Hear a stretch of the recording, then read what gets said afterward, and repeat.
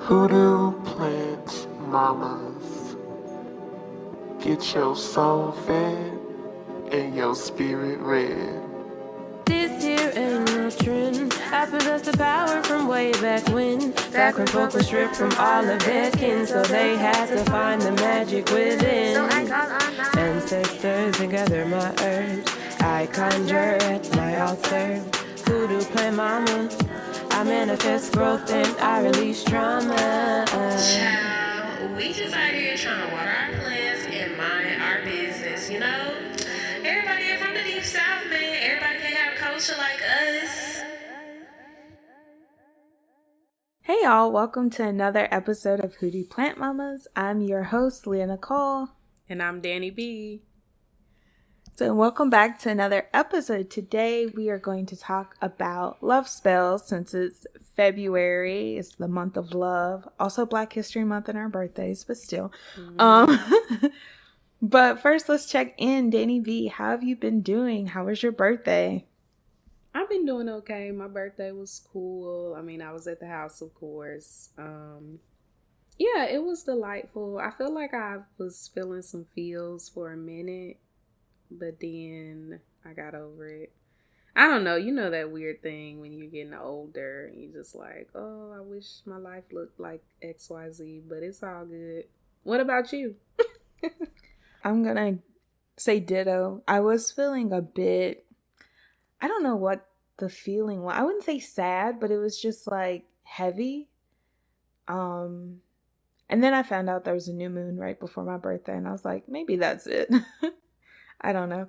But yeah, I also spent my birthday at the house. I did do a few things before my birthday. Like I went and gave blood and I got a massage. But other than that, I was at the house enjoying myself, getting my birthday messages from people, getting a little bit of money. So yeah.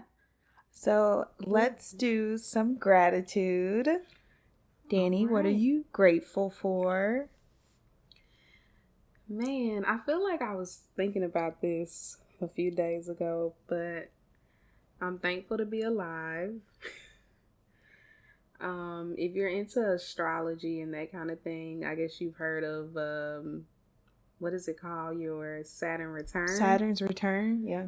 Yeah, so according to I know there's different types of astrology. According to the more traditional one, mine has begun. So I'm in the middle of that. And, I know what I'm thankful for. I'm thankful for my friends. I'm thankful for my friends and the support, the way they support me. And even when I'm feeling like, oh, I can't do something or you know, this person said, you know, I'm in over my head or whatever. And they're like, nah, fuck them. You can do it. You can't, you know, be relying on validation. So that's something that happened recently where I was questioning myself and my ability, and my friends like shut that all the way down. So I'm thankful for that because sometimes you need that. That's true. Me, I would also say I'm very grateful for everyone who reached out to me on my birthday. I didn't realize like how much I needed that, and just to see like I had a childhood friend reach out to me, and I also had like someone I gave plants to. She like reached out to me and was like, look at the plants that you gave me. So it was a very like warm and validating feeling to have all these people who I've like been with at some point in my life kind of reach out to me and say happy birthday. So I'm grateful for that. So thank y'all if you reached out to me. Thank you very much. Yes, that felt good. That always feels good. Well, I guess we could get into the show. So do you want to give us a little background? So today we're talking about love spells and y'all's foolishness. So yeah, Leah, can you give us a background of like what you know about love spells and that kind of thing? Yeah, I can try my best. So it was maybe like a year or so ago, Mama Roo posted about love spells, which really made me think differently about how they're used. Because I think a lot of us think that love spells are just like you are manipulating someone to falling in love with you and blah, blah, blah. But the way Mama Ru said is that many love spells that our female ancestors practiced were not love spells, but protection spells by binding. An example is during slavery, people would bind themselves to their spouse or to their children to stop them from being sold off somewhere where they couldn't find them anymore.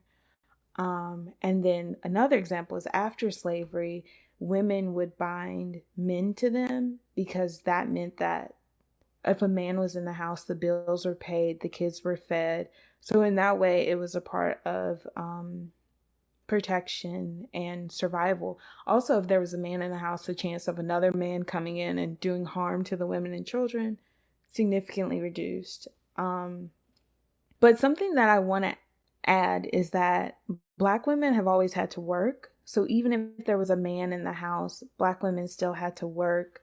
There's this source, Female Labor Force Participation, The Origin of Black and White Differences, 1870 and 1880 by Claudia Golden. And she said that in 1880, 35.4% of married Black women and 73.3% of single Black women were in the labor force, compared with only 7.3% of married white women and 23.8% of single white women. So 3 times as many single Black women were in the labor force as single white women. And then if a Black woman got married, her chances of being in the labor force were half. And so the reason that's important is that Black women not only had to face racial discrimination, but there were also other elements. For example, if a Black woman could only find work in a white family's house, there was a high chance that she was going to experience sexual assault. So having a man in the house doing these love spells meant that not only was it protection, like my kids are fed, my bills are paid, it was also protection of like, I don't have to go out there and experience whatever the world is trying to give to me, whether that's racial or sexual violence. Like overall, I just wanted to add that love spells were not used to quote unquote trap a man or to steal a man. I mean, some people may have done that, but overwhelmingly it was about protection. And many of these old relationships that we glorify and say like, oh, our grandparents used to stay together. A lot of times they weren't healthy relationships, but they were a means of survival under white supremacy capitalism. So yeah, that is a little bit of the history of love spells, at least according to Mama Ru, who is a Hoodoo elder, for those who don't know. Yeah, and I also want to add too, because I'm thinking about those numbers, it also allowed Black women to be at home with their own kids. Like, because one of the things that happened a lot was that you're at these white people's house taking care of their kids and cleaning their house, and you can't even really, it can sometimes interfere with you nurturing your own children in a particular way. And I mean, we could see that even today when Black women, particularly like single Black women who have children, they're having to work so much, then sometimes you can't spend as much time with your kids. Like, a lot of us have experienced that if you had a single working parent. So there were a lot of the times, like you said, the benefit was economic. Like it was an economic benefit, and it was already hard being black and alone, and also just getting by, like not having what you need and stuff. It was just a recipe for disaster. So we really want to talk about, obviously in honor of Valentine's Day. We're actually recording this on Valentine's Day, which is funny, but because one of the things that you kind of see floating around the internet, especially when you start kind of following certain accounts and getting into the scene of like, not just hoodoo, but any type of non-Western spiritual practice or whatever. A lot of people are obsessed with love. Like it's either money or love, but particularly love. And I remember coming across a lot of threads online about love spells and stuff. And it had me thinking a lot about the ethics of it, which is why that history is important. Because today, what are we like when we're like putting these love spells online and sharing this information, like, okay, what are you using the love spells for? You know what I mean? Like, so let's start here. Have you ever done a love spell? And then we could get to like why some of y'all got the game fucked up. I wouldn't say I intentionally did a love spell, but I did when I was younger. I was like 14, and there was this guy I really liked, but also I knew he liked me, but he was in a relationship with someone else, and like I would pray for him to be with me, and it was like a week after I had prayed about that, he broke up with his girlfriend, and then we started dating. Which the thing after that was that like every year after that, he would not leave me alone. All the way up until like a few months ago. He has like a woman and 3 kids, and he was still messaging me. And I was like, oh my God. But I had to do an uncrossing. And now he hasn't talked to me since then. So Yeah. So the reason why I didn't used to feel this way, but I've also never done love spells. I've never even, I feel like I just now started asking for a partner, but I don't pray for anybody specific. So I might do like pray for like attracting a partner. But I think I'd be reversing it because I'd be like, God, please don't put no distractions in my way. And then God like, boom. So you ain't getting no partner right now.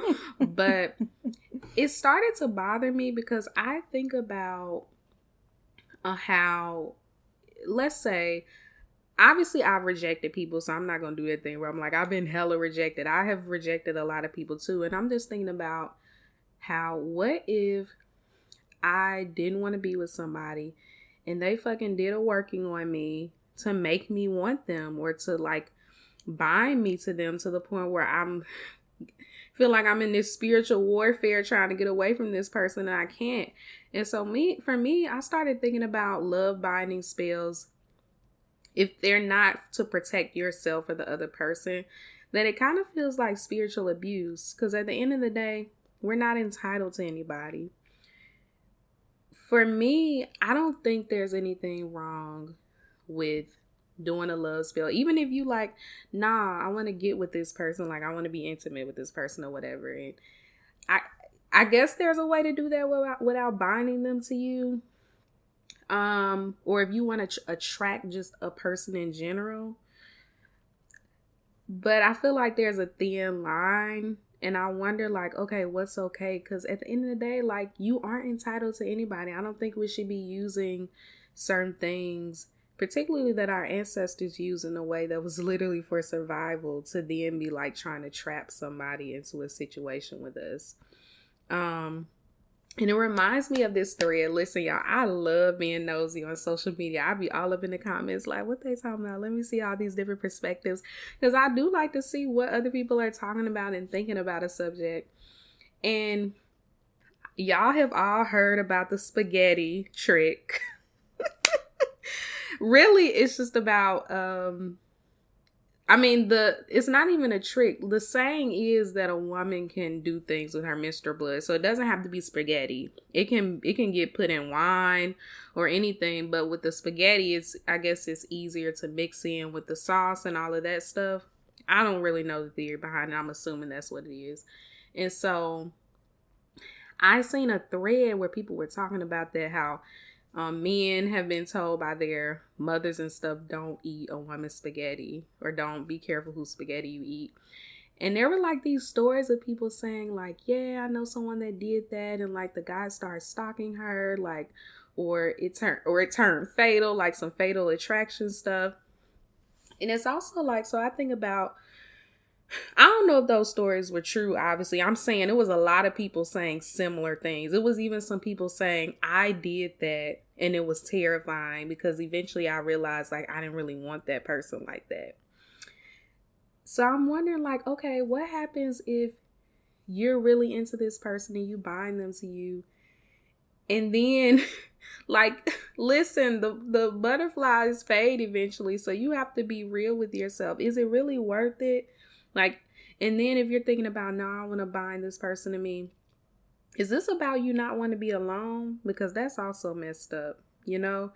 So I don't know. What are your thoughts? I also know that some people disagree. Okay. They're like, nah, I don't believe in that. You know, some people are just like, you can do whatever you want. It's fair game, you know? But for me, I feel like that's a matter, you kind of tiptoeing in tricky territory when it comes to trying to manipulate people, whether it's spiritual manipulation or more straightforward. Like, when it comes to consent, then what do we call that? When you making somebody want to be with you through these spiritual channels. Like, okay, well, what do we call that then? I ain't gonna say it. I'm just saying that it's a thin line. What are your thoughts?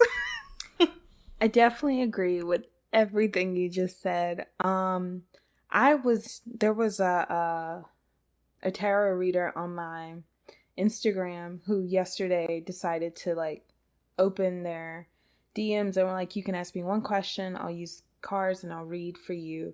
And she straight up was like, do not ask me when you're gonna find a husband, because she said that's her number one question that she gets.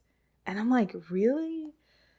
But yeah, I do think it is kind of tricky when it comes to love spells, because I think, and we talked about this in our relationship anarchy mini-sode on our Patreon, but I think that we as a society put all of this emphasis on romantic relationships to the point where people are desperate, where they feel like I'm not complete unless I do this thing, or I need to find a man to get some kind of like societal validation. I'm not even gonna lie, like there are privileges to being married in this society. Like, one is taxes. Two, for us, if we had like the same last name and we applied to live somewhere, our application would be cheaper than if we had two separate last names. Or even like we just forwarded our mail and they were like, you have to do two separate, you have to pay twice as much because you don't have the same last name. And it's like there are all of these little things in our society that privileges people who are married. So people want that marriage, not just for like, I'll be privileged in this society, but it's also like we view romantic relationships as the highest type of relationship. And I think that's the problem.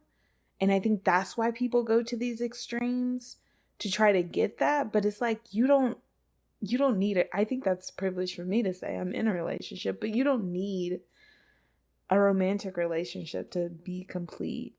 And you don't have to go through all these like excessive measures to get somebody. Yeah, and I wish, listen, I go through these periods where I'm like okay with being alone, and then I'm like, I wish I had somebody help me pay these bills. Like my utility bill is so damn high because it's cold, and I'm like, oh man, life would be so much easier if I had somebody to split the cost of everything with. But at the same time, if we being honest, most of the time that's not even really what it's about for a lot of people, because some people be taking care of grown ass men, so and being mistreated because do you listen to the lyrics in Jasmine Sullivan's songs? No, I haven't heard. I'm really ashamed to say it. I haven't listened yet. Oh no, I'm talking about the old stuff too. I'm like, girl, I just listen for the vocals. I'm not listening. Because she was like, if he got 2 strikes, I'm going to take the rap because that's what a real bitch do. I'm like, Jasmine, no. He going to jail.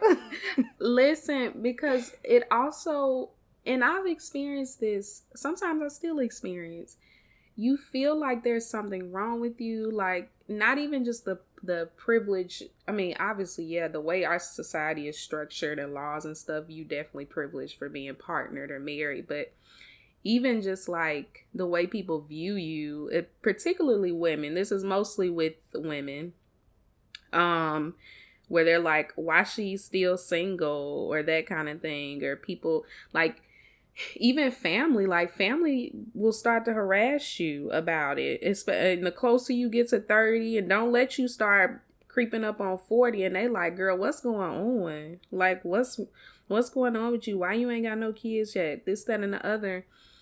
And so it's also just kind of like this insecurity thing. When your partner, some people attach their worth to that. And sometimes we also think that we are somehow not inadequate because we're not partner.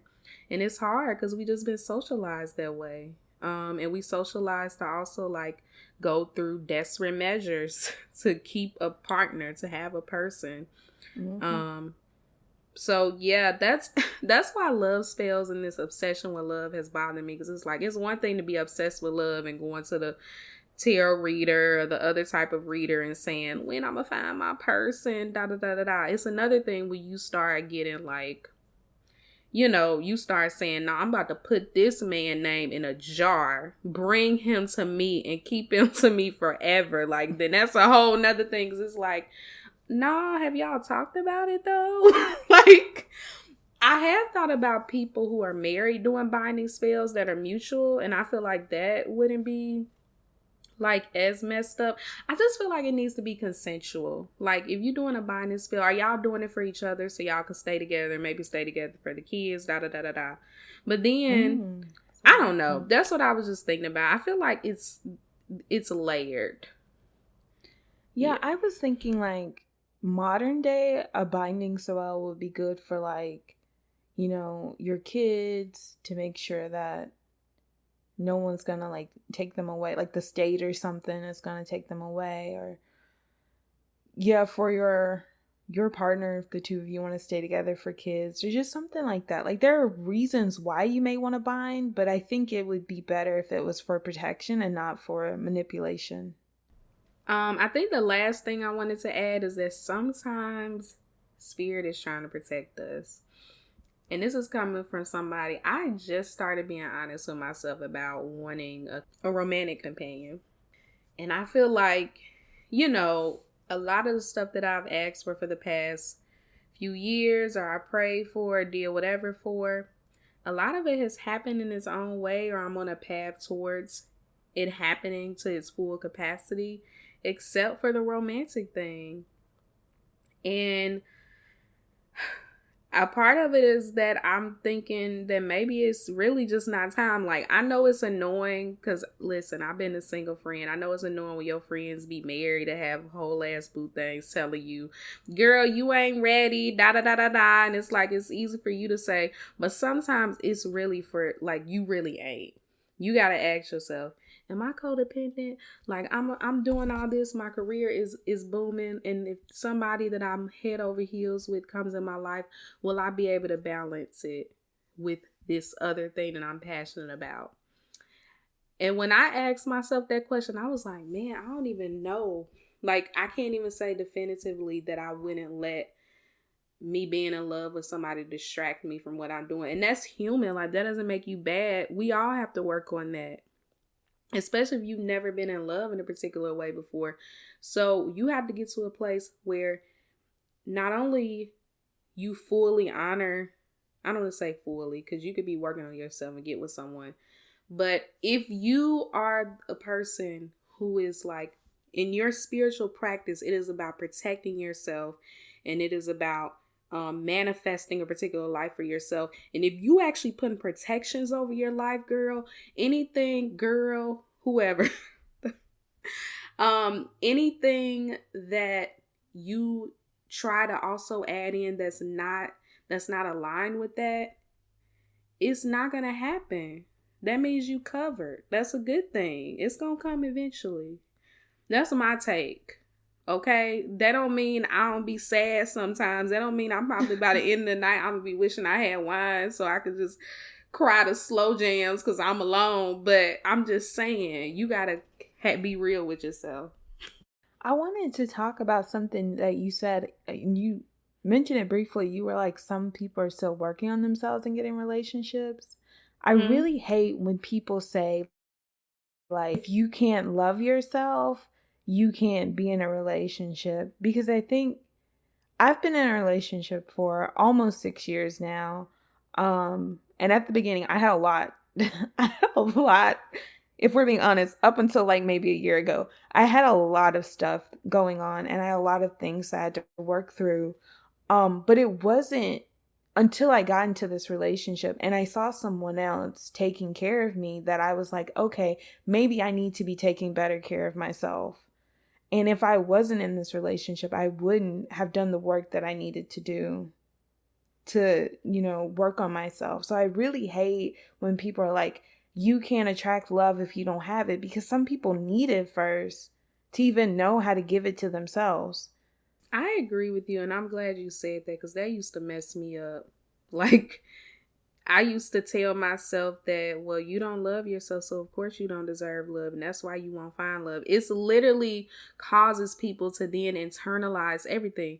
Not only do you internalize being mistreated or abused because somebody telling you the reason you keep coming across this person or these type of people, or the reason your last partner hurt you and did this and that, is because you don't love yourself and it's your fault. And I'm just saying, like, that's really messed up to say, because it's not true. Sometimes we just come in contact with terrible people.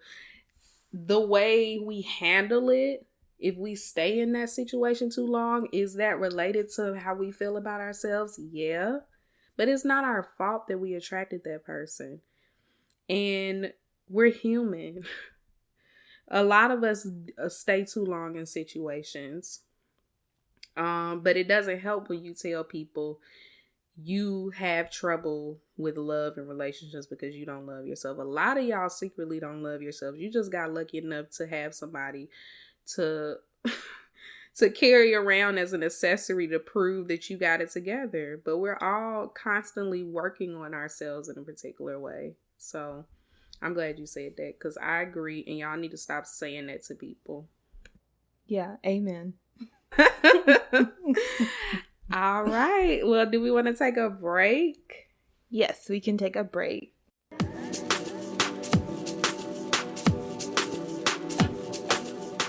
Thanks again for listening and supporting our podcast. If you're looking for other ways to support us, you can follow us on social media. We're on Twitter at Hoodoo Plants and Instagram at Hoodoo Plant Mamas. You can also share new episodes with your friends. If you're into monthly donations, you can join our Patreon, where we share exclusive content like minisodes, tarot readings, and spiritual lessons. If you prefer a one-time donation, you can give any amount you want on Cash App at Hoodoo Plant Mamas, or PayPal at hoodooplantmamas@gmail.com. If you are interested in sponsoring an episode, you can email us at hoodooplantmamas@gmail.com. We especially want to work with Black, Indigenous, POC-owned, and queer-owned businesses. But if you're a white business wanting to support the work of 2 Black women, we'll take that too. We have a new patron. Thank you so much, Keely, for joining our Patreon. Hey, Keely. So yeah, let's get back to the show.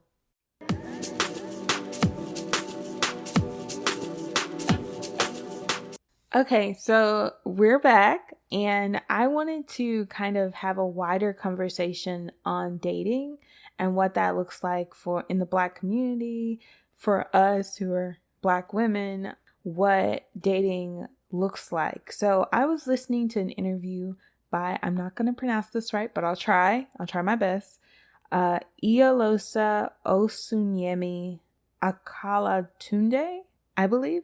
And she was talking about how West African traditions and spirituality, which if you are in the diaspora, you are more than likely of West African descent, how West African traditions and spirituality teaches us how to treat women. And in their culture, women are seen as the prizes. Like, a man cannot come to a woman and her family empty-handed. You have to come with something. So when I heard that, I was like, okay, Dan. Because so often, if you're on Twitter, every 2 seconds, there's some man being like, we need to split the rent, and women are asking for too much if they want a $200 meal, and all of these things about Black women. And I'm like, I don't think Black women are asking for too much. When we are like, we need a man to pay the bill. If that's what you need. If you need a man to pay your bills, that's not asking for too much. That's what you need to be with you. And I think about so many things. Like, the statistics are unmarried women live longer than married women. And the reason being is because of men. Men shorten your life in a lot of different ways.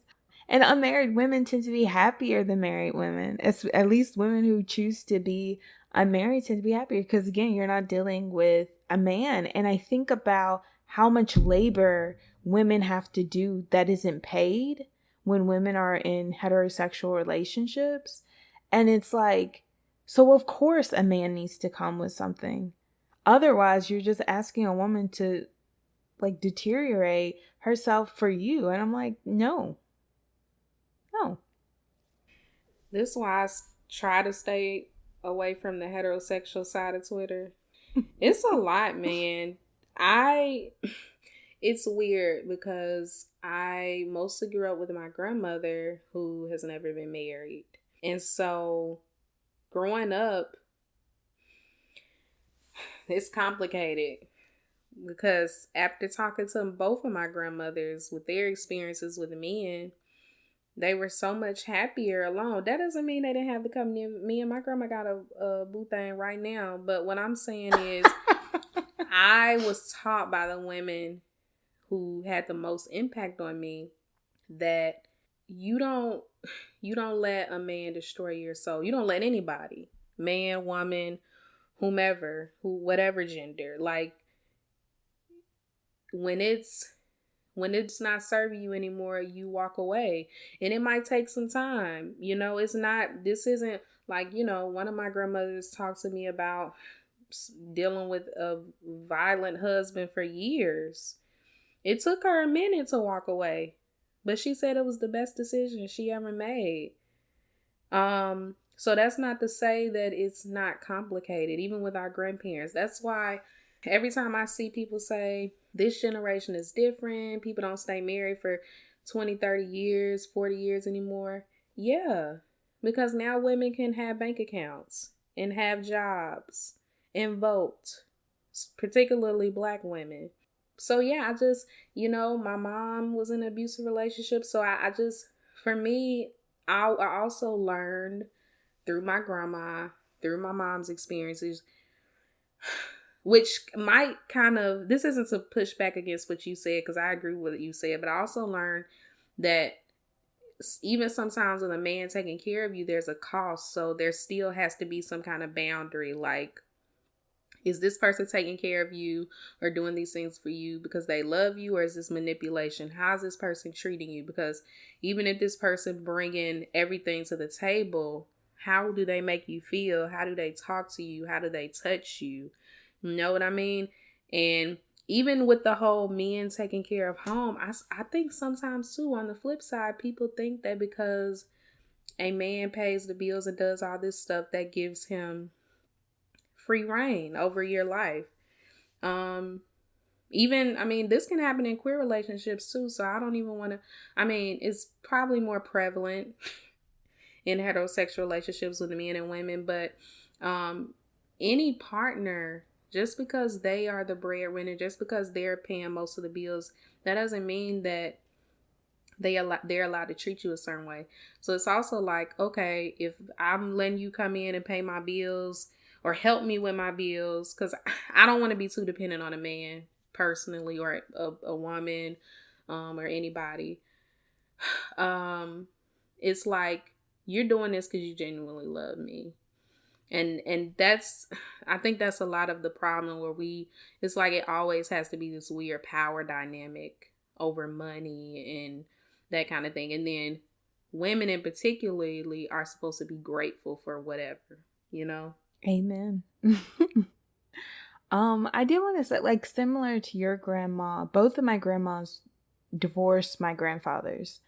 And one, up until she passed, she was single. She did have boyfriends, here and there. And so did my other grandma, who's still alive. She also had boyfriends here and there. But I was grateful to have women who were honest with me about men and about the need to protect myself in a relationship with a man. And that's like everything, like physical protection, all the way to financial. Like, I know you were talking about earlier about financial abuse, and the need to have money tucked away in case you need to leave. So just little things like that were reminders that, like, men, I don't want to say men can't be trusted, but that men were not the end all be all. No, I agree. I think that, like, it ties back into what you talked about earlier, where people are binding themselves to men for protection or for economic reasons and that kind of thing. Yeah, so I like what you brought up about women being the prizes in West African cultures, because this is another debate that happens on Twitter a lot about, like, who's the prize? Are men the real prize? I've seen particularly cishet men say that there's more women, and so it's there's more women in the world or in the country or whatever, and so really we're the prize, particularly if you're an educated man and you have money and this, that, and the other. Let me tell you something, because I was under the very misguided assumption that education level and economic stability means that men maybe improve. The lie detector has determined that was a bald-headed lie, okay? Like, no, it doesn't matter. Like, you can get with a guy that works at, a working class guy, and he'll treat you better.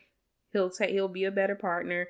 Like, so it kills me when men think that they're the prize because they're a doctor or a lawyer, but y'all still do the same thing. You're still terrible partners. You're not very kind. That's really it. Me and a friend were just having this conversation on Facebook. Like, a lot of y'all keep saying we be passing up. First of all, I'm not looking for a Russell Wilson. But y'all be saying that we passing up Russell Wilsons every day. And no, we don't. My friend made a good point. She was like, most of the time, like, y'all don't have all three things. Y'all aren't rich, fine, and kind to the women in your lives. You think all you got to do is be fine or rich or both. What else? How do you treat people? Yeah, they show up with money and think we are supposed to worship them. And I'm like, no, I can make my own money. Sometimes they show up with less than that. So that's the thing. That goes back to how we've just been socialized to think that we need someone by any means. It always makes me sad because people think that because you don't want someone that you have to take care of, or somebody that's not in a particular, because you want somebody that's not unemployed or doesn't have a certain amount of money or whatever, that you're either a gold digger or you're worried about the wrong things.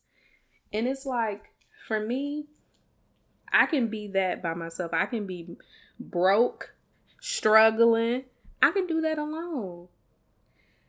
If we're going to be in each other's lives, how can we complement each other beyond just yes, the intimacy is amazing. Yes, you bring me joy. I adore you. But what else? That is not going to make this relationship sustainable. How are we also making each other's lives easier?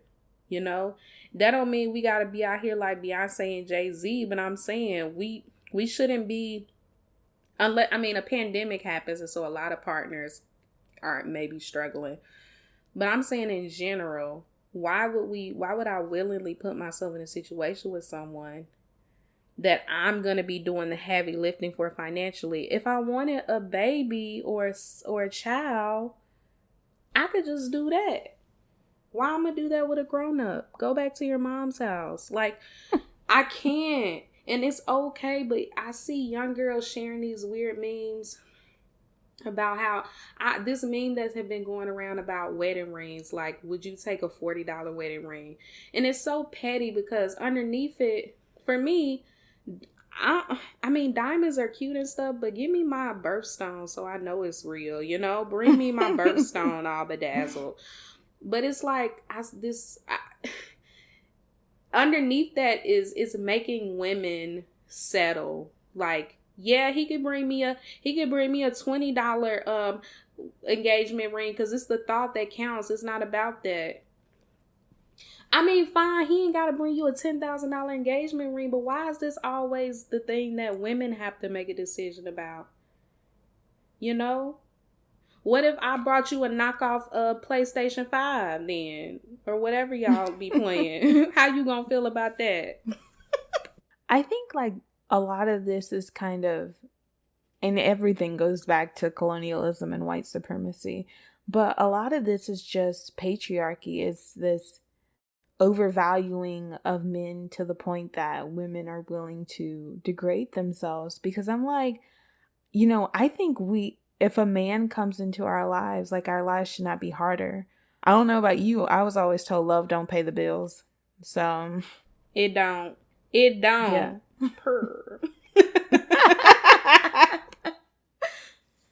But it was like, at least from the older women that told me that, it was an act of protection, because they were like, you need to look for someone who's going to take care of you.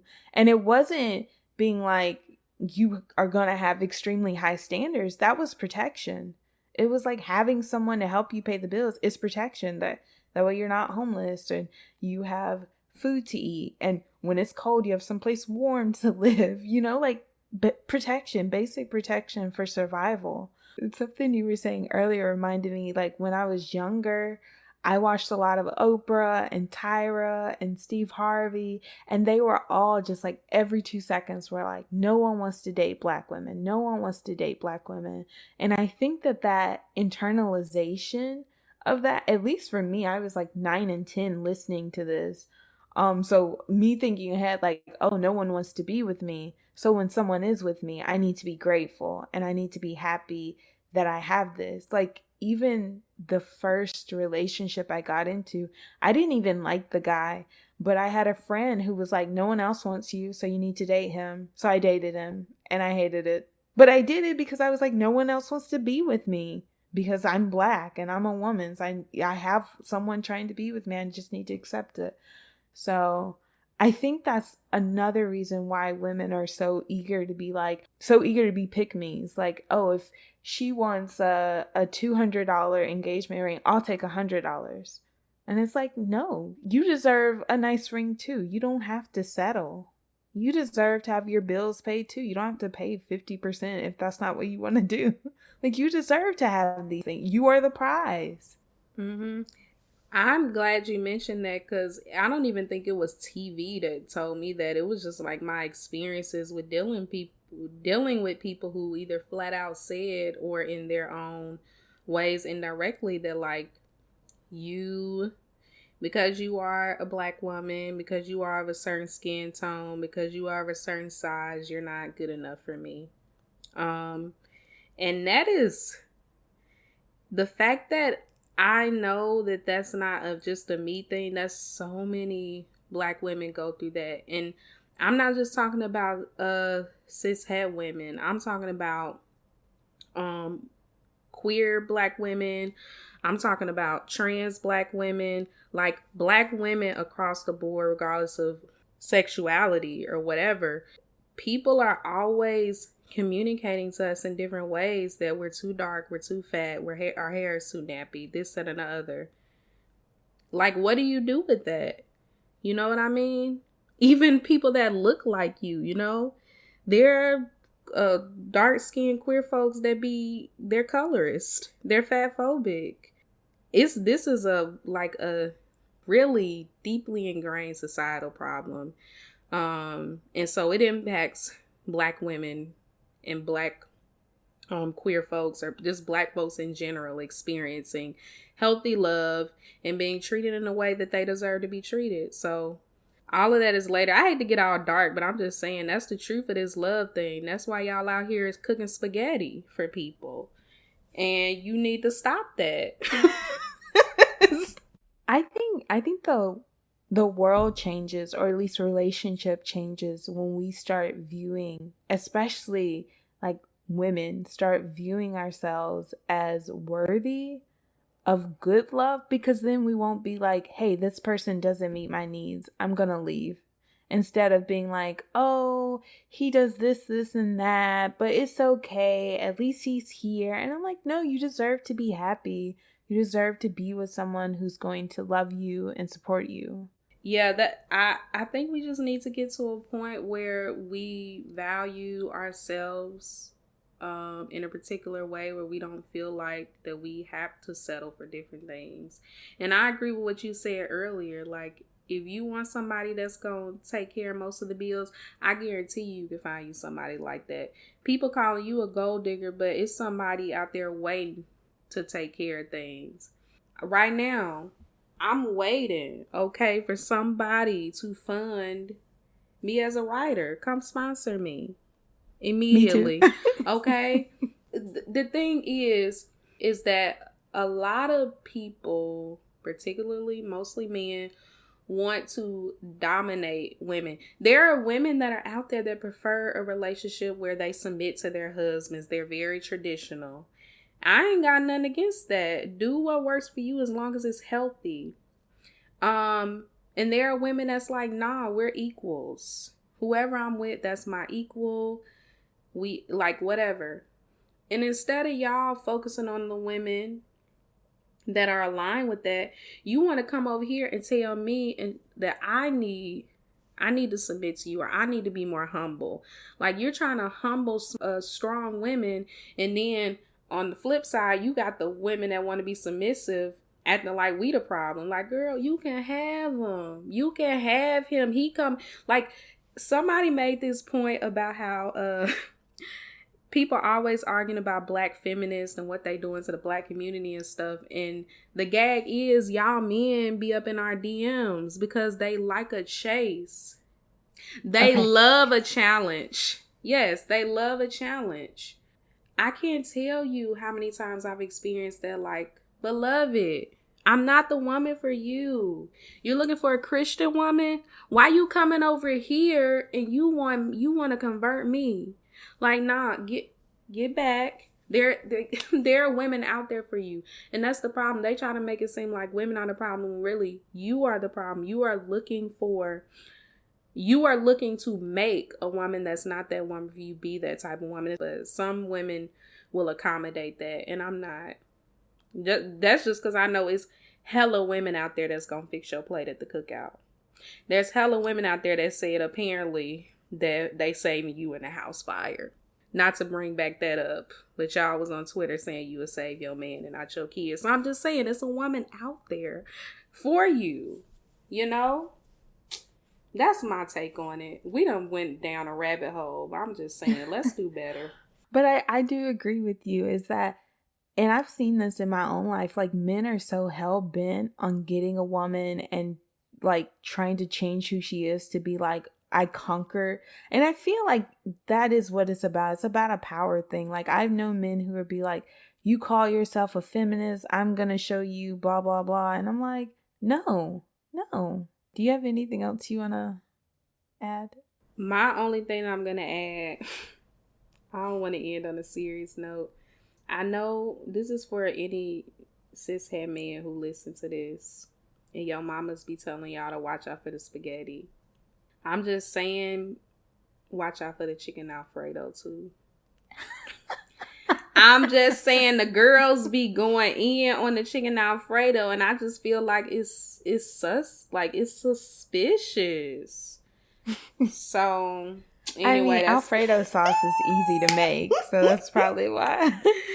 I'm just saying, we get creative, you know what I mean? Like, we have to get creative because y'all getting smart. Y'all be in our business. So I'm just saying, the chicken Alfredo is probably something else I'm not thinking about that y'all be cooking a lot for y'all boyfriends. What older girl, don't they be doing them chocolate covered strawberries? Ooh, yeah. Yeah, they y'all better watch out. And if you go in her house and she got a little too much honey and you see some mason jars, I'm just saying, you better let me stop. Let me quit. But yeah, that's all I got. Just keep your eyes open, and y'all stop buying and people see you, that's not for you. I promise it's usually it's never worth it. I'm willing to bet that it's not worth it in the long run. No, it's not. Men are not the prize. You are. You are the prize. All right. Well, if you like this episode, you can like, rate, and review Hoodoo Plant Mamas on Spotify, Apple Podcasts, or whatever streaming platform you use. We're now on iHeartRadio, so that's pretty cool. If you leave a review on Apple Podcasts, we'll make sure to share it on the show. Bree L wrote to us, really enjoying this podcast so far, especially the Mississippi Miss episode.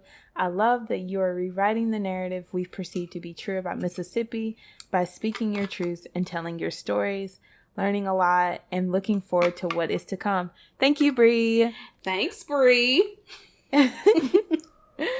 If anything from the show resonated with you, make sure to share it with us on social media. You can find us on Twitter at Hoodoo Plants and Instagram at Hoodoo Plant Mamas. Stay tuned for our next episode where we'll discuss decolonization within the Black community. Bye, y'all. Bye.